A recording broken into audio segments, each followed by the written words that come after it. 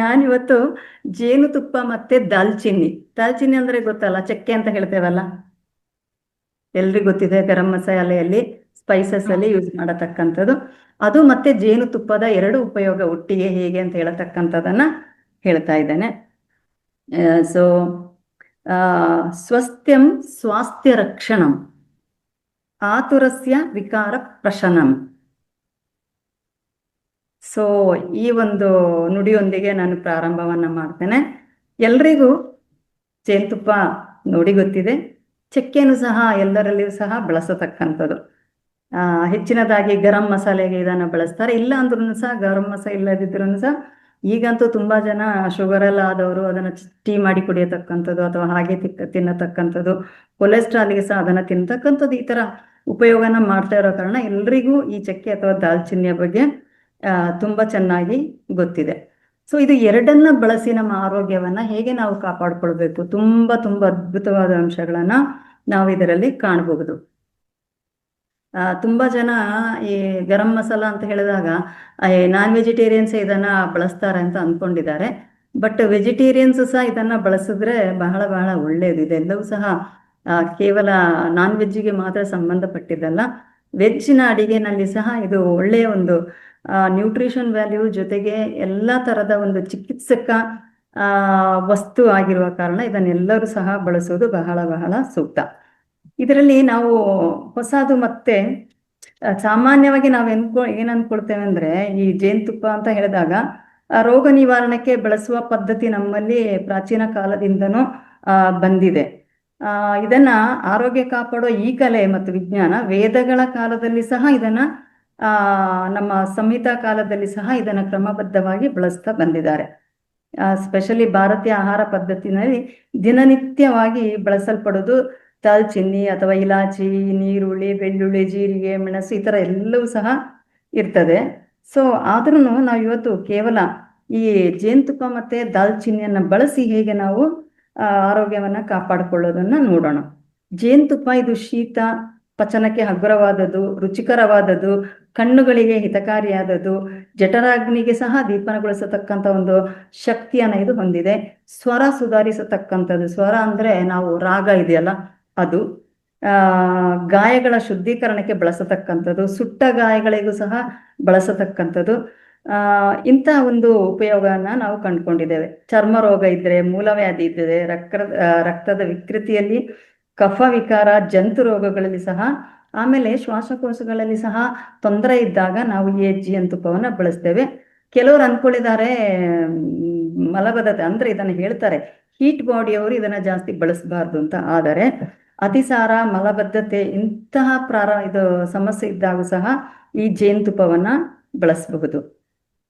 ಆಯುರ್ವೇದದಲ್ಲಿ ಅಂತೂ ಇದನ್ನ 8 ವಿಧಗಳಾಗಿ ವರ್ಣಿಸಲಾಗಿದೆ. ಇದು ಸ್ವರೂಪ, ಉತ್ಪತ್ತಿ ಮತ್ತು ಗುಣಧರ್ಮಗಳನ್ನು ಭಾವಪ್ರಕಾಶ ನಿಘಂಟು ಅಂತ ಹೇಳತಕ್ಕಂಥದ್ದು ಬಹಳ ಚೆನ್ನಾಗಿ ಹೇಳಿದ ಜೊತೆಗೆ ಅಷ್ಟಾಂಗ ಹೃದಯ ಇತ್ಯಾದಿ ಗ್ರಂಥಗಳಲ್ಲಿ ಸಹ ಇದರ ಒಂದು ಅದ್ಭುತ ಒಂದು ಮಾಹಿತಿಯನ್ನ ನಾವು ಕಾಣಬಹುದು.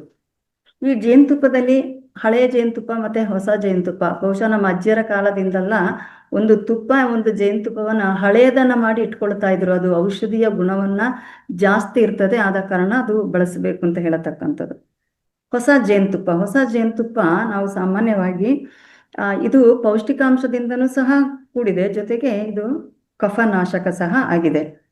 ಹಳೆಯದಾದ ಜೇನುತುಪ್ಪ ವೃಕ್ಷ ಗುಣವುಳ್ಳದ್ದು, ಮತ್ತೆ ಲೇಖನಗಳಲ್ಲಿ ಗುಣಧರ್ಮ ಉಳ್ಳದು, ಮನುಷ್ಯ ದೇಹದಲ್ಲಿನ ಕೊಬ್ಬಿನ ಅಂಶವನ್ನು ಕರಗಿಸತಕ್ಕಂಥ ಶಕ್ತಿಯನ್ನ ಹೊಂದಿರತಕ್ಕಂಥದ್ದು ಜೇನುತುಪ್ಪ. ಜೇನುತುಪ್ಪವನ್ನು ಉಷ್ಣಕಾಲ ಅಥವಾ ಉಷ್ಣ ಪದಾರ್ಥ ಮತ್ತು ಉಷ್ಣ ಶರೀರದವರು ಹೆಚ್ಚು ಬಳಸಬಾರದು ಅಂತ ನಾನು ಈಗಾಗಲೇ ಹೇಳಿದ್ದೇನೆ. ಈಗ ದಾಲ್ಚಿನ್ನಿ ಬಗ್ಗೆ ನೋಡೋಣ. ಇದು ರುಚಿಕರವಾಗಿದ್ದು ಸುಗಂಧಿತ ದ್ರವ್ಯ ಬಲವರ್ಧಕವಾಗಿದೆ. ಅಂದ್ರೆ ಎಲ್ರಿಗೂ ಗೊತ್ತಿದೆ, ಅದು ಘಮಘಮ ಅಂತೆ. ಇವನ್ ಈ ದಾಲ್ಚಿನ್ನಿಯ ಎಲೆ ಸಮೇತ ಬಹಳ ಬಹಳ ಘಮಘಮ ಅಂತ ಹೇಳತಕ್ಕಂಥ ಒಂದು ಗುಣವನ್ನ ಹೊಂದಿದೆ. ಇದು ಬಾಯಾರಿಕೆಯನ್ನು ಸಹ ನೀಗಿಸುತ್ತದೆ. ಶರೀರದಲ್ಲಿ ವಾತ ಪಿತ್ತ ದೋಷ ನಾಶಕವಾಗಿದೆ ಇದು. ಈ ದಾಲ್ಚಿನ್ನಿ ಬಿಡಿ ರಕ್ತ ಕಣವನ್ನ ವೃದ್ಧಿಸ್ತದೆ. ಕೆಲವರಿಗೆ ವೈಟ್ ಬ್ಲಡ್ ಸೆಲ್ಸ್ ಕಡಿಮೆ ಇದೆ ಅಂತ ಹೇಳ್ತಾರಲ್ಲ, ಇದನ್ನು ಸಹ ವೃದ್ಧಿಸ್ತದೆ. ಇದು ಕ್ರಿಮಿನಾಶಕ ಕೂಡ ಆಗಿದೆ. ಉತ್ತಮ ಜಠರಾಗ್ನಿ ಪ್ರೇರಕವಾಗಿದೆ. ಹೊಟ್ಟೆಯ ವಿವಿಧ ಸಮಸ್ಯೆಗಳಲ್ಲಿ ಇದರ ಉಪಯೋಗವನ್ನು ಮಾಡಿಕೊಳ್ಬಹುದು. ರಕ್ತಸ್ರಾವಗಳಲ್ಲಿ ಇದರ ಉಪಯೋಗವನ್ನು ಮಾಡಿಕೊಳ್ಳಬಹುದು. ಶ್ವಾಸಕೋಶದ ಮತ್ತು ಗರ್ಭಾಶಯದ ರಕ್ತಸ್ರಾವದಲ್ಲಿ ಇದರ ವಿಶೇಷ ಉಪಯೋಗವನ್ನು ಸಹ ಮಾಡಬಹುದು. ಮೂಗು ಸೋಗಿರುವಿಕೆ ಸುಮಾರು ಜನರಿಗೆ ಇದಿರುತ್ತೆ, ನೆಗಡಿ, ಇದರಲ್ಲಿಯೂ ಸಹ ಇದರ ಎಣ್ಣೆಯನ್ನ ಉಪಯೋಗವನ್ನು ಮಾಡಬಹುದು. ಇದರ ತೈಲವನ್ನು ಹಲ್ಲಿನ ತೊಂದರೆ, ಉದಾಹರಣೆಗೆ ಹಲ್ಲು ನೋವು ಇರಬಹುದು, ಅಥವಾ ನಾಲಿಗೆಯಲ್ಲಿ ಒಂಥರ ಒಂಥರ ಬೆಳ್ಳಿಗೆ ಬಂದಿರ್ತದಲ್ಲ, ಇದನ್ನು ಗುಣಪಡಿಸ್ಲಿಕ್ಕೆ ಬರಬಹುದು. ಇಂಥ ಒಂದು ಕಾರಣಕ್ಕೋಸ್ಕರ ಈ ದಾಲ್ಚಿನ್ನಿಯನ್ನು ಬಳಸ್ಬೋದು. ಈಗ ದಾಲ್ಚಿನ್ನಿ ಮತ್ತು ಜೇನುತುಪ್ಪವನ್ನು ಒಟ್ಟಿಗೆ ಹೇಗೆ ಬಳಸ್ಬೋದು ಅಂತ ನೋಡೋಣ. ಜೇನುತುಪ್ಪ ಮತ್ತು ದಾಲ್ಚಿನ್ನಿಯ ಮಿಶ್ರಣ ಅನೇಕ ವ್ಯಾಧಿಗಳಲ್ಲಿ ರಾಮಬಾಣವಾಗಿದೆ. ಇದು ಜೇನುತುಪ್ಪವು ವಿಶ್ವದಾದ್ಯಂತ ಉಪಲಬ್ಧವಿರುವ ವಸ್ತುವಾಗಿದೆ. ಅಂದರೆ ಜೇನುತುಪ್ಪ ಎಲ್ರಿಗೂ ಸಾಮಾನ್ಯ ಗೊತ್ತಿದೆ. ಶತಮಾನಗಳಿಂದ ಆಯುರ್ವೇದ ಮತ್ತು ಯುನಾನಿ ಪದ್ಧತಿಯಲ್ಲಿ ಈ ಜೇನುತುಪ್ಪವನ್ನು ಚಿಕಿತ್ಸೆಯಲ್ಲಿ ಒಂದು ಪ್ರಭಾವ ದ್ರವ್ಯವಾಗಿ ಬಳಸಲ್ಪಡಲಾಗ್ತಾ ಇದೆ. ಸಮಕಾಲೀನ ವಿಜ್ಞಾನಿಗಳು ಕೂಡ ಜೇನುತುಪ್ಪವನ್ನು ಅನೇಕ ವ್ಯಾಧಿಗಳಲ್ಲಿ ರಾಮಬಾಣವೆಂಬ ವಾಸ್ತವವನ್ನು ಒಪ್ಪಿಕೊಳ್ಳುತ್ತಿದ್ದಾರೆ. ಜೇನುತುಪ್ಪವನ್ನು ಯಾವುದೇ ಅಡ್ಡ ಪರಿಣಾಮಗಳಿಲ್ಲದೆ ಅನೇಕ ವ್ಯಾಧಿಗಳಲ್ಲಿ ಬಳಸಬಹುದಾಗಿದೆ. ಇದು ಇಂದಿನ ವೈಜ್ಞಾನಿಕ ಯುಗದಲ್ಲಿ ವಿಜ್ಞಾನಿಗಳ ಅಭಿಮತ ಎಂದರೆ ಸಿಹಿಯಾಗಿರುವ ಜೇನುತುಪ್ಪ ನಿರ್ದಿಷ್ಟ ಪ್ರಮಾಣದಲ್ಲಿ ಮಧುಮೇಹ ರೋಗಿಗಳು ಸಹ ಬಳಸಬಹುದು ಅಂತ. ಅಂದರೆ ಡಯಾಬಿಟಿಕ್ ಯಾರಿಗಿದೆ ಅವರು ಸಹ ನಿಯಮಿತವಾಗಿ ಇದನ್ನು ಬಳಸಿದ್ರೆ ಭಾರಿ ಒಳ್ಳೆಯದು, ಬಳಸಬಹುದು ಅಂತ ಹೇಳ್ತಾರೆ. ಆ್ಯಕ್ಚುಲಿ ಕೆನಡಾದಲ್ಲಿ ಪ್ರಕಾಶಿತ ಸುಪ್ರಸಿದ್ಧ ಜಾಗತಿಕ ನಿಯತಕಾಲಿಕ ಅಂದರೆ ವೀಕ್ಲಿ ಮ್ಯಾಗಝಿನ್ ಬರ್ತದಲ್ಲ, ಅದರಲ್ಲಿ ಹೇಳ್ತಾರೆ, ಅಂದರೆ ಜನವರಿ 17, 1995ನಲ್ಲಿ ಜೇನುತುಪ್ಪ ಮತ್ತು ದಾಲ್ಚಿನ್ನಿಯ ಸಂಯುಕ್ತದಿಂದ ಗುಣಪಡಿಸಬಹುದಾದ ರೋಗಗಳ ಪಟ್ಟಿಯನ್ನು ಪಾಶ್ಚಿಮಾತ್ಯ ವಿಜ್ಞಾನಿಗಳು ವೈಜ್ಞಾನಿಕ ದೃಢತೆಯೊಂದಿಗೆ ಪ್ರಕಟಿಸಿದ್ದಾರೆ ಅಂತ ಹೇಳ್ಕೊಂಡು, ಅಂದರೆ ಇಂಥ ಕಾಯಿಲೆಗೆ ಇದರಿಂದ ಗುಣ ಆಗಿದೆ ಅಂತ ಹೇಳತಕ್ಕಂಥದ್ದನ್ನು ಸಹ ಪ್ರಕಟವನ್ನು ಮಾಡಿದ್ದಾರೆ. ದಾಲ್ಚಿನ್ನಿಯ ಲಾಭ ಏನು ಅಂತ ನೋಡೋಣ. ಈ ದಾಲ್ಚಿನ್ನಿ ಸಂಧಿ ನೋವು ಮತ್ತು ಕೀಲು ನೋವುಗಳಿಗೆ ಬಹಳ ಬಹಳ ಮುಖ್ಯ. ಇಲ್ಲಿ ದಾಲ್ಚಿನ್ನಿ ಮತ್ತು ಜೇನುತುಪ್ಪದಿಂದ ಹೇಗೆ ಇದನ್ನು ನಾವು ಪರಿಹಾರ ಮಾಡ್ಕೋಬಹುದು. 2 ಚಮಚ ಜೇನುತುಪ್ಪ, 4 ಚಮಚ ಉಗುರು ಬೆಚ್ಚನೆಯ ನೀರಿಗೆ ಅರ್ಧ ಚಮಚ ದಾಲ್ಚಿನ್ನಿಯ ಚೂರ್ಣವನ್ನು ಸೇರಿಸಿ ತಯಾರಿಸಿದ ಮಿಶ್ರಣವನ್ನು ನೋವು ಇರುವ ಭಾಗಕ್ಕೆ ಮಸಾಜ್ ಮಾಡ್ಕೊಳ್ಳತಕ್ಕಂಥದ್ದು. ಇದನ್ನು ಮಸಾಜ್ ಮಾಡಿಕೊಂಡ್ರೆ ನೋವು ಕಡಿಮೆ ಆಗುತ್ತೆ. ಈ ರೀತಿ ಮಾಡಲ್ಪಡುವುದರಿಂದ ನೋವು ಒಂದೇ ನಿಮಿಷದಲ್ಲಿ ಕಡಿಮೆಯಾಗುವುದನ್ನು ಸಹ ಅನುಭವಿಸಬಹುದು. ದೀರ್ಘಕಾಲ ಅಲ್ಲ, ಅಂದರೆ ದೀರ್ಘಕಾಲದಿಂದ ಇರತಕ್ಕಂಥಕ್ಕೆ ನಾವು ದೀರ್ಘಕಾಲದ ಚಿಕಿತ್ಸೆಯನ್ನು ಮಾಡಬೇಕು. ಬಟ್ ಆಗಾಗ ಬರ್ತಾ ಇರ್ತದಲ್ಲ, ಅದಕ್ಕೆ ಇದನ್ನು ಹಚ್ಚಿದ ತಕ್ಷಣ ಇದು ಕಡಿಮೆ ಆಗುತ್ತೆ. ಸಂಧಿ ನೋವು, ಕೀಲು ನೋವಿನ ರೋಗಿಗಳು 1 ಕಪ್ ಬಿಸಿನೀರಿಗೆ 2 ಚಮಚ ಜೇನುತುಪ್ಪ ಮತ್ತು 2 ಚಿಟಿಕೆ ಅಂದರೆ ಗೊತ್ತಲ್ಲ, ನಮ್ಮ ತುದಿ ಬೆರಳಲ್ಲಿ ತೆಗಿತೇವಲ್ಲ, ಅದು ದಾಲ್ಚಿನ್ನಿಯ ಚೂರ್ಣ ಸೇರಿಸಿ ಬೆಳಿಗ್ಗೆ ಮತ್ತು ರಾತ್ರಿ ದಿನವೂ ಸೇವಿಸಬೇಕು. ಈ ರೀತಿ ದಿನವೂ ಮಾಡಲ್ಪಡುವುದರಿಂದ ದೀರ್ಘಕಾಲಿಕ ಸಂಧಿವಾತಗಳು ಕಡಿಮೆ ಆಗ್ತಾ ಇದೆ. ಕೋಪನ್ ಹೇಗನ್ ಅಂತ ಹೇಳತಕ್ಕಂಥ ವಿಶ್ವವಿದ್ಯಾನಿಲಯದಲ್ಲಿ ಕೈಗೊಂಡ ಸಂಶೋಧನೆ ಒಂದರಲ್ಲಿ ಅವರು ಸಂಶೋಧನೆಯನ್ನು ಮಾಡಿದ್ದಾರೆ. 1 ಚಮಚ ಜೇನುತುಪ್ಪಕ್ಕೆ ಅರ್ಧ ಚಮಚ ದಾಲ್ಚಿನ್ನಿಯನ್ನು ಬೆರೆಸಿ ಈ ಮಿಶ್ರಣವನ್ನು ಬೆಳಗಿನ ಉಪಹಾರಕ್ಕೂ ಮೊದಲು 1 ವಾರ ಸೇವಿಸುವ ಸಲಹೆಯನ್ನು ನೀಡಿದ ವೈದ್ಯರು 1 ವಾರದ ನಂತರ 200 ರೋಗಿಗಳಲ್ಲಿ 73 ರೋಗಿಗಳು ಸಂಪೂರ್ಣ ಗುಣಮುಖವಾಗಿರುವುದನ್ನು ಖಚಿತಪಡಿಸಿದರು. ಇದು ಕೇವಲ ನಮ್ಮ ಈ ಭಾರತದಲ್ಲಿ ಮಾತ್ರ ಅಲ್ಲ, ಇವನ್ ಬೇರೆ ಕಡೆ ಸಹ ಇದರ ಒಂದು ಉಪಯೋಗವನ್ನು ಮಾಡಿ ಇದರಲ್ಲಿ ಹೇಗೆ ಚಿಕಿತ್ಸೆಯನ್ನು ಪಡ್ಕೊಳ್ಬಹುದು ಅಂತ ಹೇಳತಕ್ಕಂಥ ಹೇಳಿದ್ದಾರೆ. ಮತ್ತು 1 ತಿಂಗಳವರೆಗೆ ಇದೇ ಚಿಕಿತ್ಸೆಯನ್ನು ಮುಂದುವರಿಸಿದಾಗ ನಡೆದಾಡಲು ಕೂಡ ಸಾಧ್ಯವೇ ಇಲ್ಲದಂಥ ರೋಗಿಗಳು ಸಮೇತ ನಡೆದಾಡಲಿಕ್ಕೆ ಪ್ರಾರಂಭ ಮಾಡಿದ್ದಾರೆ. ಅಷ್ಟು ಇಫೆಕ್ಟ್ ಆಗತಕ್ಕಂಥದ್ದು ಈ ಜೇನುತುಪ್ಪ ಮತ್ತು ಈ ದಾಲ್ಚಿನ್ನಿ. ಮೂತ್ರಾಶಯದಲ್ಲಿ ಏನಾದರೂ ಸೋಂಕಿದ್ರೆ ಏನು ಮಾಡಬೇಕು? 2 ಚಮಚ ದಾಲ್ಚಿನ್ನಿಯ ಚೂರ್ಣ ಸೇವಿಸಿದ ತರುವಾಯ ಫಸ್ಟ್ 2 ಚಮಚ ದಾಲ್ಚಿನ್ನಿ ಪುಡಿಯನ್ನು ನಾವು ತಗೋಬೇಕು. ಆ ನಂತರ 1 ಚಮಚ ಜೇನುತುಪ್ಪ ಬೆರೆಸಿದ 1 ಕಪ್ಪು ಉಗುರು ಬೆಚ್ಚಗಿನ ನೀರನ್ನು ಕುಡಿಬೇಕು. ಇದು ಮೂತ್ರಾಶಯದ ಹಾನಿಕಾರಕ ಕ್ರಿಮಿಗಳನ್ನು ನಾಶಗೊಳಿಸುತ್ತದೆ. ಹಲ್ಲು ನೋವಿಗೆ ಹೇಗೆ? 1 ಚಮಚ ದಾಲ್ಚಿನ್ನಿ ಚೂರ್ಣಕ್ಕೆ 5 ಚಮಚ ಜೇನುತುಪ್ಪ ಬೆರೆಸಿ ನೋವಿರುವ ಹಲ್ಲಿನ ಒಸಡಿನ ಭಾಗಕ್ಕೆ ಲೇಪಿಸಬೇಕು. ಅಂದರೆ ಹಚ್ಚಿಕೊಳ್ಳತಕ್ಕಂಥದ್ದು ಮಿಕ್ಸ್ ಮಾಡಿ ಅದನ್ನು ಎಲ್ಲಿ ನಮಗೆ ಒಸಡಿನಲ್ಲಿ ಪ್ರಾಬ್ಲಮ್ ಇದೆ ಅಲ್ಲಿಗೆ ಹಚ್ಕೊಳ್ಬೇಕು. ಇದನ್ನು ದಿನದಲ್ಲಿ 3 ಬಾರಿ ಅಥವಾ ನೋವು ಶಮನ ಆಗುವವರೆಗೆ ಸಹ ಮಾಡಬಹುದು. ಕೊಲೆಸ್ಟ್ರಾಲಿಗೆ ಈಗ ಸಾಮಾನ್ಯ ಕಾಮನ್ ಆಗಿ ನಾವು ಕಾಣತಕ್ಕಂಥದ್ದು ಕೊಲೆಸ್ಟ್ರಾಲ್. 2 ಚಮಚ ಜೇನುತುಪ್ಪ ಮತ್ತು 3 ಚಮಚ ದಾಲ್ಚಿನ್ನಿಯನ್ನು ಅರ್ಧ ಲೀಟರ್ ಚಹಾದ ಕಷಾಯದಲ್ಲಿ ಕೂಡಿಸಿ ಕುಡಿಯುವುದರಿಂದ ರಕ್ತದ ಕೊಲೆಸ್ಟ್ರಾಲ್ ಪ್ರಮಾಣ 2 ಗಂಟೆಯ ಒಳಗಾಗಿ 10% ಕಡಿಮೆ ಆಗ್ತದೆ. ವಿದಿನ್ 2 ಅವರ್ಸ್ನಲ್ಲಿ 10% ಕೊಲೆಸ್ಟ್ರಾಲ್ ನಮ್ಮ ಬಾಡಿಯಲ್ಲಿ ಕಡಿಮೆ ಆಗ್ತದೆ. ಶುದ್ಧ ಜೇನುತುಪ್ಪವನ್ನು 1 ಚಮಚ ಆಹಾರದೊಂದಿಗೆ ನಿತ್ಯ ಸೇವಿಸಿದಲ್ಲಿ ಕೆಟ್ಟ ಕೊಲೆಸ್ಟ್ರಾಲ್ ಕಡಿಮೆ ಆಗ್ತದೆ. ಮತ್ತು ಶೀತ ನೆಗಡಿಗೆ ಏನು ಮಾಡೋದು ನೋಡೋಣ. ನೆಗಡಿಯಲ್ಲಿ 1 ಚಮಚ ಜೇನುತುಪ್ಪ ಮತ್ತು ಅರ್ಧ ಚಮಚ ದಾಲ್ಚಿನ್ನಿಯನ್ನು ದಿನದಲ್ಲಿ 3 ಬಾರಿ ಊಟದ ನಂತರ ಸೇವಿಸಬೇಕು. ಇದರ ಸೇವನೆ ನೆಗಡಿ, ಕೆಮ್ಮು, ಸೈನಸ್ ಇದಕ್ಕೆ ತುಂಬ ಪರಿಣಾಮಕಾರಿಯಾಗಿದೆ. ಚೈನಾ, ಜಪಾನ್ ಮತ್ತು ಪೂರ್ವೋತ್ತರ ರಾಷ್ಟ್ರಗಳಲ್ಲಿ ಮಹಿಳೆಯರು ಮಕ್ಕಳಾಗದಿದ್ದಾಗ ಮತ್ತು ಗರ್ಭಾಶಯದ ಆರೋಗ್ಯಕ್ಕಾಗಿ ಶತಮಾನಗಳಿಂದ ದಾಲ್ಚಿನ್ನಿಯನ್ನು ಸೇವಿಸುವ ರೂಢಿ ಇದೆ. ಇವಾಗ ಈ ಮಾಡರ್ನ್ ಯುಗದಲ್ಲಿ ಬಂದಿದ್ದಲ್ಲ, ಇಂದಿನ ಶತಮಾನಗಳಿಂದಲೂ ಸಹ ಇದನ್ನು ಆ ದೇಶಗಳಲ್ಲಿ ಬಳಸ್ತಾ ಇದ್ದಾರೆ. ಬಹಳ ವರ್ಷಗಳ ದಾಂಪತ್ಯ ಜೀವನದಲ್ಲಿ ಗರ್ಭ ಧರಿಸದ ಮಹಿಳೆಯರು 1 ಚಿಟಿಕೆ ದಾಲ್ಚಿನ್ನಿಯನ್ನು ಅರ್ಧ ಚಮಚ ಜೇನುತುಪ್ಪದೊಂದಿಗೆ ಸೇವಿಸಿ ಒಸಡಿಗೆ ಬಾರಿ ಬಾರಿ ದಿನಪೂರ್ತಿ ಲೇಪಿಸಿಕೊಳ್ಳಬೇಕು. ಈ ಮಿಶ್ರಣ ಬಾಯಿಯಲ್ಲಿನ ಲಾಲಾರಸದೊಂದಿಗೆ ಮಿಶ್ರಣಗೊಂಡು ದೇಹಗತವಾಗುವುದು. ಅಮೆರಿಕದ ಮೇರಿಲ್ಯಾಂಡ್ನಲ್ಲಿರುವ ದಂಪತಿಯೊಬ್ಬರಿಗೆ 14 ವರ್ಷಗಳಿಂದ ಮಕ್ಕಳಾಗಿರಲಿಲ್ಲ. ಆ ದಂಪತಿಗಳು ಜೇನುತುಪ್ಪ ಮತ್ತು ದಾಲ್ಚಿನ್ನಿಯ ವಿಷಯ ತಿಳಿದು ಅದರಂತೆ ಸೇವಿಸಿದಾಗ ಕೆಲವೇ ತಿಂಗಳಲ್ಲಿ ಪತ್ನಿಯು ಗರ್ಭಧರಿಸಿ ಪೂರ್ಣ ಅವಧಿಯ ನಂತರ ಅವಳಿ ಮಕ್ಕಳಿಗೆ ಜನ್ಮವನ್ನು ನೀಡಿತು. ಹೊಟ್ಟೆಯ ವಿಕಾರ, ಹೊಟ್ಟೆಗೆ ಹೇಗೆ ಅಂತ ಹೇಳ್ತಕ್ಕಂಥದ್ದನ್ನು ನೋಡೋಣ.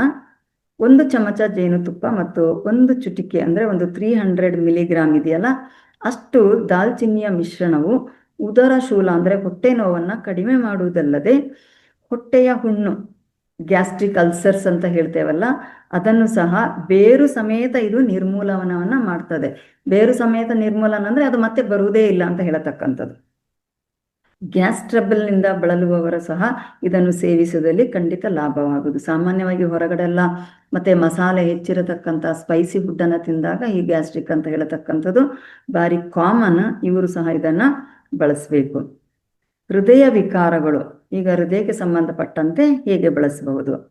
1 ಚಮಚ ಜೇನುತುಪ್ಪ, 1 ಚುಟುಕಿ ಅಂದರೆ 300 ಮಿಲಿಗ್ರಾಮ್ ದಾಲ್ಚಿನ್ನಿಯ ಮಿಶ್ರಣವನ್ನು ಬ್ರೆಡ್ ಮತ್ತು ಚಪಾತಿಯೊಂದಿಗೆ ಜಾಮ್ನ ಬದಲು ಬೆಳಗಿನ ಉಪಹಾರವಾಗಿ ಬಳಸಬಹುದು. ನಾವು ಹೇಗೆ ಜಾಮನ್ನು ಹಾಕೊಂಡು ತಿಂತೇವೆ ಅದರ ಬದಲಿಗೆ ಈ ದಾಲ್ಚಿನ್ನಿ ಮತ್ತು ಜೇನುತುಪ್ಪವನ್ನು ಮಿಕ್ಸ್ ಮಾಡಿದ್ದನ್ನು ನಾವು ಬ್ರೆಡ್ಡಿನಲ್ಲಿ ಅಥವಾ ಚಪಾತಿಯಲ್ಲಿ ಸ್ಪ್ರೆಡ್ ಮಾಡಿ ಅದನ್ನು ಉಪಯೋಗಿಸಬಹುದು. ಇದು ರಕ್ತನಾಳಗಳಲ್ಲಿಯ ಕೊಲೆಸ್ಟ್ರಾಲನ್ನು ನಿಯಂತ್ರಿಸುವುದರಿಂದ ಹೃದಯಾಘಾತ ಆಗುವುದನ್ನು ತಪ್ಪಿಸುತ್ತದೆ. ಹಾರ್ಟ್ ಅಟ್ಯಾಕ್ ಏನಾಗುತ್ತಲ್ಲ ಇದನ್ನು ತಪ್ಪಿಸ್ಲಿಕ್ಕಾಗುತ್ತೆ. ಯಾಕಂತಂದರೆ ಇದು ಕೊಲೆಸ್ಟ್ರಾಲನ್ನು ಕಂಟ್ರೋಲ್ ಮಾಡುತ್ತೆ. ಈಗಾಗಲೇ 1 ಬಾರಿ ಹೃದಯಾಘಾತಕ್ಕೆ ಒಳಗಾದವರು ಕೂಡ ಮೇಲಿನಂತೆ ಸೇವಿಸಿದಲ್ಲಿ 2ನೆಯ ಬಾರಿ ಹೃದಯಾಘಾತದಿಂದ ಮೈಲಿ ದೂರ ಇರಬಹುದು, ಅಂದರೆ ಆಗದ ಹಾಗೆ ನಾವು ಕಾಪಾಡಿಕೊಳ್ಬಹುದು ಅಂತ. ಇದರ ದಿನನಿತ್ಯ ಉಪಯೋಗದಿಂದ ದಮ್ಮು ಬರುವುದು ಕಡಿಮೆಯಾಗಿ ಹೃದಯ ಬಡಿತ ಸುಲಲಿತವಾಗುವುದು. ದಮ್ಮು ಅಂದರೆ ಗೊತ್ತಲ್ಲ, ಆಸ್ತಮಾ ಇದೆಯಲ್ಲ ಅದು ಬರುವುದು ಕಡಿಮೆ ಆಗ್ತದೆ. ಇದರಿಂದ ಹೃದಯ ಬಡಿತ ಆರಾಮವಾಗಿ ಆಗುತ್ತೆ. ಅಮೆರಿಕ ಮತ್ತು ಕೆನಡಾದ ಅನೇಕ ಆಸ್ಪತ್ರೆಗಳು ವಯಸ್ಸಿನ ಕಾರಣ ದುರ್ಬಲ, ನಿಶ್ಚೇತನ, ಸಂಕುಚಿತಗೊಂಡ ರಕ್ತನಾಳಗಳು ದಾಲ್ಚಿನ್ನಿ ಜೇನುತುಪ್ಪದ ಸೇವನೆಯಿಂದ ಪುನಶ್ಚೇತನಗೊಂಡಿದ್ದನ್ನು ದಾಖಲಿಸಿಕೊಂಡಿವೆ.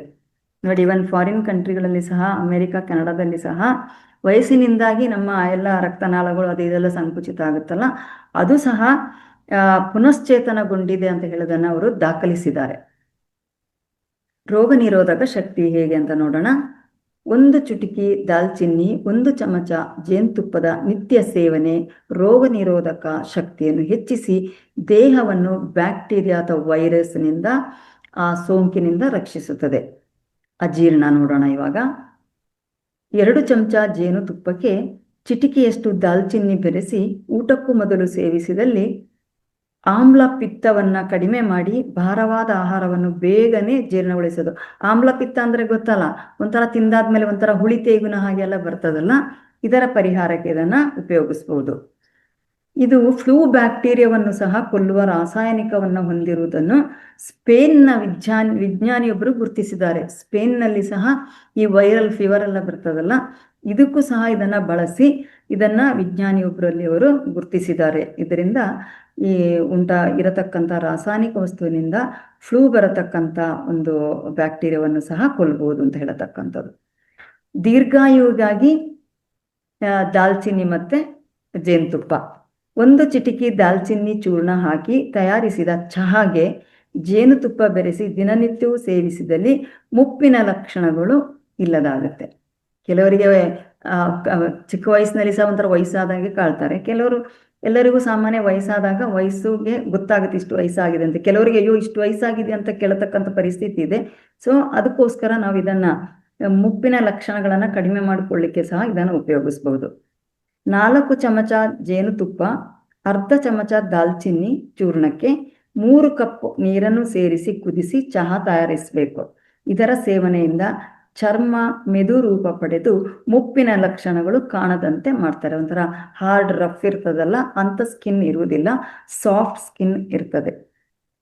ಇದರಿಂದ ಆಯುಷ್ಯ ದೀರ್ಘವಾಗಿ 100 ವರ್ಷದ ಮುದುಕನು 20ರ ಹರೆಯದವರಂತೆ ಭಾವಿಸತೊಡಗುತ್ತಾರೆ. ಅಂದರೆ ಅಷ್ಟು ಯಂಗ್ ಅಂತ ಹೇಳತಕ್ಕಂಥ ಒಂದು ಫೀಲಿಂಗ್ ಬರುತ್ತೆ. ಮೊಡವೆಗಳು ಸಾಮಾನ್ಯವಾಗಿ ಮಕ್ಕಳಿಗೆ ಟೀನೇಜ್ನಲ್ಲಿ ಈ ಮೊಡವೆ ಬರುವುದು ಭಾಳ ಕಾಮನ್ ಆಗಿದೆ. ಇದಕ್ಕೆ 3 ಚಮಚ ಜೇನುತುಪ್ಪಕ್ಕೆ 1 ಚಮಚ ದಾಲ್ಚಿನ್ನಿ ಬೆರೆಸಿದ ಮಿಶ್ರಣ. ಈ ಮಿಶ್ರಣವನ್ನು ಮೊಡವೆಗಳಿಗೆ ರಾತ್ರಿ ವೇಳೆ ಲೇಪಿಸಿ ಬೆಳಿಗ್ಗೆ ಬಿಸಿ ನೀರಿನಿಂದ ಮುಖ ತೊಳಿಬೇಕು. ಈ ರೀತಿ ದಿನವೂ 2 ವಾರ ಮಾಡಿದಲ್ಲಿ ಮೊಡವೆಗಳು ಬೇರು ಸಮೇತ ತೊಲಗುತ್ತವೆ. ಮೊಡವೆಗಳು ಇರುವುದಿಲ್ಲ, ಬೇರು ಸಮೇತ ಹೋಗ್ತದೆ. ಚರ್ಮದ ಸೋಂಕುಗಳಿಗೆ ಹೇಗೆ ಅಂತ ನೋಡೋಣ. 1 ಚಮಚ ಜೇನುತುಪ್ಪ ಮತ್ತು 1 ರಿಂದ 3 ಚಿಟಿಕೆ ದಾಲ್ಚಿನ್ನಿಯನ್ನು ಸಮ ಪ್ರಮಾಣದಲ್ಲಿ ತೆಗೆದುಕೊಂಡು ಯಾವುದೇ ರೀತಿಯ ಚರ್ಮದ ಸೋಂಕಿನಲ್ಲಿ ಲೇಪಿಸಿದಾಗ ಖಂಡಿತವಾಗಿ ಗುಣವಾಗುವುದು. ಸೊ ಚರ್ಮದ ಯಾವುದೇ ರೋಗಕ್ಕೆ ಇದು ಬಹಳ ಬಹಳ ರಾಮಬಾಣ ಆಗಿದೆ. ಶರೀರದ ತೂಕ ಕಡಿಮೆ ಮಾಡಲಿಕ್ಕೆ ತುಂಬ ಜನ ಹೇಳ್ತಾರಲ್ಲ ಹೇಗೆ ದಪ್ಪ ಕಡಿಮೆ ಮಾಡ್ಕೊಳ್ಳೋದು ಅಂತ, ಇದಕ್ಕೇನು ನೋಡೋಣ. 1 ಚಮಚ ಜೇನುತುಪ್ಪ ಮತ್ತು 1 ರಿಂದ 3 ಚಿಟಿಕೆ ದಾಲ್ಚಿನ್ನಿ ಚೂರ್ಣವನ್ನು 1 ಕಪ್ಪು ನೀರಿನಲ್ಲಿ ಹಾಕಿ ಕುದಿಸಿ ದಿನವೂ ಬೆಳಗ್ಗೆ ಉಪಹಾರಕ್ಕೂ ಅರ್ಧ ಗಂಟೆಯ ಮೊದಲು ಖಾಲಿ ಹೊಟ್ಟೆಯಲ್ಲಿ ಹಾಗೂ ರಾತ್ರಿ ಮಲಗುವ ಮುನ್ನ ಸೇವಿಸಬೇಕು. ಇದನ್ನು ದಿನನಿತ್ಯ ಸೇವಿಸಿದಲ್ಲಿ ಎಂತಹ ಸ್ಥೂಲ ಕಾಯದವರು ಸಹ ತೆಳ್ಳಗಾಗ್ತಾರೆ. ಬಹಳ ಸುಲಭ ಆಯಿತು. ಡಯಟ್ ಎಲ್ಲ ಮಾಡೋ ಬದಲಿಗೆ ತಿನ್ನಲಿಕ್ಕೆ ಆಸೆ ಇದ್ರೂ ತಿನ್ನದೇ ಡಯಟ್ ಮಾಡ್ತೇವಲ್ಲ, ಇದರ ಬದಲಿಗೆ ಇದನ್ನು ಮಾಡಿಕೊಂಡ್ರೆ ದಪ್ಪ ಇರುವವರು ಸಣ್ಣ ಆಗ್ತಾರೆ. ಇದನ್ನು ದಿನನಿತ್ಯ ಸೇವಿಸುತ್ತಿದ್ದಲ್ಲಿ ಹೆಚ್ಚಿನ ಕ್ಯಾಲೋರಿಯುಕ್ತ ಆಹಾರ ಸೇವಿಸಿದ್ದಾಗಿಯೂ ಶರೀರದಲ್ಲಿ ಕೊಬ್ಬಿನ ಜಮಾವಣೆ ಆಗದು. ಅಂದರೆ ನಾವು ಕ್ಯಾಲರಿ ಬೇಡ, ರೈಸ್ ತಿನ್ನಬೇಡಿ, ಕಾರ್ಬೋಹೈಡ್ರೇಟ್ ತಿನ್ನಬೇಡಿ ಅಂತ ಹೇಳ್ತೇವಲ್ಲ, ಆದರೆ ಇದನ್ನು ಹೀಗೆ ಸೇವಿಸಿದಾಗ ಅಂದರೆ 1 ಚಮಚ ಜೇನುತುಪ್ಪ, 3 ಚಿಟಿಕೆ ದಾಲ್ಚಿನ್ನಿ, 1 ಕಪ್ ನೀರಿನಲ್ಲಿ ಹಾಕಿ ಕುದಿಸಿ ದಿನವೂ ಬೆಳಿಗ್ಗೆ ಬ್ರೇಕ್ಫಾಸ್ಟ್ನ ಮೊದಲು ಅರ್ಧ ಗಂಟೆಗೆ ಮೊದಲು ಖಾಲಿ ಹೊಟ್ಟೆಗೆ ಸೇವಿಸಿದ ಜೊತೆಗೆ ರಾತ್ರಿ ಮಲಗುವ ಮುನ್ನ ಇದನ್ನು ಕುಡಿದ್ರೆ ನೀವು ಎಷ್ಟೇ ಕೊಬ್ಬಿರತಕ್ಕಂಥ ಪದಾರ್ಥ ಅಥವಾ ಕಾರ್ಬೋಹೈಡ್ರೇಟನ್ನು ತಿಂದರೂ ಸಹ ನಿಮ್ಮ ವೆಯ್ಟ್ ಗೈನ್ ಆಗೋದಿಲ್ಲ. ನೀವು ಸಣ್ಣಕ್ಕೆ ನಿಮ್ಮ ಶರೀರವನ್ನು ಕಾಪಾಡ್ಕೊಳ್ಬಹುದು ಅಂತ ಹೇಳ್ತಾರೆ. ಸೊ ಇದು ಇಷ್ಟು ಆ್ಯಕ್ಚುಲಿ ಜೇನುತುಪ್ಪ ಮತ್ತು ಕೇವಲ ನಮ್ಮ ದಾಲ್ಚಿನ್ನಿ ಇದನ್ನೆಲ್ಲ ಇದರ ಬಳಕೆ. ಈಗ ನಾವು ಸಾಮಾನ್ಯವಾಗಿ ನೋಡ್ತೇವೆ ತುಂಬ ಡಯಾಬಿಟಿಕ್ ಇರತಕ್ಕಂಥವರು ಚಹಾ ಕಾಫಿಯನ್ನು ಬಿಟ್ಟಿದ್ದಾರೆ. ಅದ್ರ ಬದಲಿಗೆ ಇವರು ಏನು ಮಾಡ್ತಾರೆ ಅಂತಂದರೆ ಇದರದೇ ಆದ ಚಹಾವನ್ನು ಮಾಡಿ ಕುಡಿಲಿಕ್ಕೆ ಪ್ರಾರಂಭ ಮಾಡಿದ್ದಾರೆ ಚಹಾದ ಬದಲಿಗೆ. ಇನ್ನೊಂದೇನು ಅಂತಂದರೆ ಸಾಮಾನ್ಯವಾಗಿ ಹೀಗೇನೆ ಬಾಯಲ್ಲಿ ಹಾಕ್ತಾ ಜಗಿತಾ ಇರತಕ್ಕಂಥನ್ನು ನಾವು ನೋಡ್ಬೋದು. ಇದು ಯಾಕೆ ಅಂತಂದರೆ ನಮ್ಮ ಕೊಲೆಸ್ಟ್ರಾಲ್ನ ಕಡಿಮೆ ಮಾಡಿಕೊಳ್ಳಿಕ್ಕೆ ಈ ದಾಲ್ಚಿನ್ನಿ ಚೂರ್ಣವನ್ನು ಬಾಯಲ್ಲಿ ಹಾಕ್ಕೊಂಡು ಜಗಿತಾ ಇದ್ದರೆ ನಮ್ಮ ಕೊಲೆಸ್ಟ್ರಾಲ್ ಕಡಿಮೆ ಆಗುತ್ತೆ. ಜೊತೆಗೆ ಎಲ್ಲಾದರೂ ಹೋದಾಗ ಹೆಚ್ಚಿನ ಒಂದು ಬಾಯಾರಿಕೆ ಆಗದ ಹಾಗೆ ನೀರಿನ ಅಂಶ ಇರಲಿ ಅಂತ ಹೇಳತಕ್ಕಂಥ ಉದ್ದೇಶದಿಂದ ದಾಲ್ಚಿನ್ನಿಯನ್ನು ಆಗಾಗ ಬಾಯಲ್ಲಿ ಹಾಕ್ಕೊಂಡು ಜಗಿತಾ ಇರ್ತಾರೆ. ಕೆಲವರು ಈ ಬಾಯಿಯ ದುರ್ವಾಸನೆ ಇರುವವರು ಸಹ ಇದನ್ನು ಬಾಯಲ್ಲಿ ಹಾಕ್ಕೊಂಡು ಜಗಿಯುವುದನ್ನು ನಾವು ಕಾಣಬಹುದು. ಅಂದರೆ ಬಾಯಲ್ಲಿನ ದುರ್ವಾಸನೆಯನ್ನು ಸಹ ಇದು ಕಡಿಮೆ ಮಾಡುತ್ತೆ. ಜೊತೆಗೆ ಹೆಚ್ಚಿನ ಒಂದು ನಮ್ಮ ಚರ್ಮವನ್ನು ಕಾಂತಿಯುಕ್ತವಾಗಿ ಇದು ಇಡ್ತದೆ. ಆದ ಕಾರಣ ಈ ಚಕ್ಕೆಯನ್ನು ಹೀಗೇನು ಸಹ ತಿನ್ಬೋದು. ಇದೇನಂತ ಉಷ್ಣಕಾರಕ ಅಲ್ಲ. ಜೇನುತುಪ್ಪ ಆದರೂ ಸ್ವಲ್ಪ ಉಷ್ಣದ ದೇಹದವರಿಗೆ ಬಳಸಬಾರ್ದು. ಆದರೆ ದಾಲ್ಚಿನ್ನಿಯನ್ನು ಯಾರು ಸಹ ಉಷ್ಣ ಇರುವವರು ಇರ್ಬೋದು ಅಥವಾ ಶೀತ ಇರುವವರು ಇರಬಹುದು, ಹಾಗೆ ಅಂತ ಹೇಳ್ಕೊಂಡು ಇದು ಒಳ್ಳೇದು ಅಂತ ಹೇಳ್ಕೊಂಡು ಲೆಕ್ಕ ಮೀರಿ, ಅದಕ್ಕೆ ಇದರಲ್ಲಿ ಜೇನುತುಪ್ಪ ಮತ್ತು ದಾಲ್ಚಿನ್ನಿಯ ಒಂದು ಪ್ರಮಾಣವನ್ನು ಬಹಳ ಬಹಳ ಕ್ರಮಬದ್ಧವಾಗಿ ತಿಳಿಸಿದ್ದಾರೆ. ಆ ಕ್ರಮದ ಪ್ರಕಾರ ನಿಯಮಿತವಾಗಿ ಬಳಸಿದರೆ ನಮ್ಮ ಆರೋಗ್ಯದಲ್ಲಿ ನಾವು ಹೆಚ್ಚಿನ ಒಂದು ಇದನ್ನು ರಾಮಬಾಣವಾಗಿ ಉಪಯೋಗ ಮಾಡಬಹುದು. ಇದಿಷ್ಟನ್ನ ನಾನು ಇವತ್ತು ತಮ್ಮೊಟ್ಟಿಗೆ ಶೇರ್ ಮಾಡ್ಕೊಳ್ಳಿಕ್ಕೆ ನನಗೆ ಅವಕಾಶ ಆಯಿತು. ಯಾಕಂತಂದರೆ ನಾನು ಪ್ರತಿ ಸಲ ಹೇಳ್ತೇನೆ, ಶುಕ್ರವಾರ ಯಾರು ಮುಂದೆ ಬರ್ತೀರಂತ. ತಾವಾಗಿ ಮುಂದೆ ಬರೋವರಿಗೆ ನಾವು ಈ ಕಾರ್ಯಕ್ರಮವನ್ನು ನಡೆಸ್ಕೊಂಡಂತೂ ಹೋಗಬೇಕು. ಈಗ ನಾಗರತ್ನಮ್ಮ ಮೇಡಮ್ ಬಂದರು, ಅವ್ರಿಗೆ ನಿಮಗೆ congratulations, thank you so much. ಹಾಗೇನೆ ಉಳಿದವರು ಸಹ ಮುಂದೆ ಬನ್ನಿ. ನಾವೇ ಹೇಳೋದಲ್ಲ, ಎಲ್ಲರೂ ಹೇಳಬೇಕು. ಯಾವುದಾದ್ರೂ ಒಂದು ಇನ್ನೊಂದೇನು ಅಂತಂದರೆ, ನಾವು ಹೇಳ್ತೇವೆ, ನಮ್ಮ ಗುರುಗಳು ಸಹ ಹೇಳ್ತಾರೆ, ಹೇಳಿರತಕ್ಕಂತಹ ವಿಡಿಯೋದಲ್ಲಿ ಬಂದಿರತಕ್ಕಂಥ ಅಂಶವನ್ನೇ ಮತ್ತೆ ಮತ್ತೆ ನೀವು ರಿಪೀಟ್ ಮಾಡಿ. ಯಾಕಂತಂದರೆ ಮನನ ಮಾಡ್ಕೊಳ್ಳತಕ್ಕಂಥದ್ದು. ಈಗ ನಾನು ಇಷ್ಟು ಹೇಳಿದೆ, ಇಷ್ಟನ್ನು ನಾವು ನೆನ್ಪಿಟ್ಕೊಳ್ಳೋಕ್ಕೆ ಸಾಧ್ಯತೆ ಇದೆಯಾ? ಪುಸ್ತಕನಲ್ಲಿ ಓದಿದ್ರೂ ಸಹ ನಮಗೆ ಎಲ್ಲ ನೆನಪಿರೋದಿಲ್ಲ. ಆಗೇನು ಮಾಡ್ತೇವೆ, ಏನಾದ್ರು ಹಲ್ಲು ನೋವು ಅಂತಂದರೆ ಆವಾಗ ಪುಸ್ತಕದವನ್ನು ಮಗಚ್ತೇವೆ ಅಥವಾ ಒಂದು ವಿಡಿಯೋವನ್ನು ನೋಡ್ತೇವೆ ಅಥವಾ ಎಲ್ಲಾದರೂ ಬರ್ಕೊಂಡಿದ್ದನ್ನು ನಾವು ಮತ್ತೆ ಪುನರ್ಮನನ ಮಾಡ್ಕೊಳ್ತೇವೆ. ಆದ ಕಾರಣ ರಿಪೀಟ್ ಆದ್ರೂ ನೋ ಪ್ರಾಬ್ಲಮ್. ಈಗ ಮೊನ್ನೆ ಉಮಾದೇವಿ ಮೇಡಮ್ ಮಾವಿನ ಹಣ್ಣಿನ ಒಂದು ಭಾಗವನ್ನು ಹೇಳಿದರು, ಇವತ್ತು ಅದರ ಇನ್ನೊಂದು ಭಾಗವನ್ನು ಹೇಳಿದರು. ಹೇಳ್ತಾ ಹೋದರೆ ಸಾಕಷ್ಟು ಸಾಕಷ್ಟು ಸಾಕಷ್ಟು ಸಿಗುತ್ತೆ ಎಲ್ಲ ಅಂಶಗಳಲ್ಲಿ ಸಹ. ಆದ್ದರಿಂದ ದಯಮಾಡಿ ಎಲ್ಲರೂ ಸಹ ಮುಂದೆ ಬನ್ನಿ. ಶುಕ್ರವಾರ ಸಮಗ್ರ ಜೀವನ ಶೈಲಿಯಲ್ಲಿ ಸಾಕಷ್ಟು ಅಂಶಗಳನ್ನು ಶೇರ್ ಮಾಡ್ಕೊಳ್ಳಿ ಅಂತ ಹೇಳಿ ನನಗೆ ತಮ್ಮೆಲ್ಲರಿಂದ ಒಂದು ಅವಕಾಶ ಆಯಿತು. ಅದಕ್ಕೆ ನಾನು ನಿಜವಾಗ್ಲೂ ಎಲ್ರಿಗೂ ಅನಂತ ಧನ್ಯವಾದವನ್ನು ಹೇಳ್ತೇನೆ. ಇದನ್ನು ಎಲ್ಲರ ಮನೆಯಲ್ಲಿ, ಅಡುಗೆ ಮನೆಯಲ್ಲಿ ಇರೋ ಕಾರಣ ಸೂಕ್ತವಾಗಿ ಬಳಸ್ಕೊಂಡು ನಮ್ಮ ಆರೋಗ್ಯವನ್ನು ಕಾಪಾಡಿಕೊಳ್ಳೋಣ ಅಂತ ನಾನು ಎಲ್ಲರಲ್ಲೂ ಸಹ ವಿನಂತಿಯನ್ನು ಮಾಡ್ತೇನೆ. Thank you.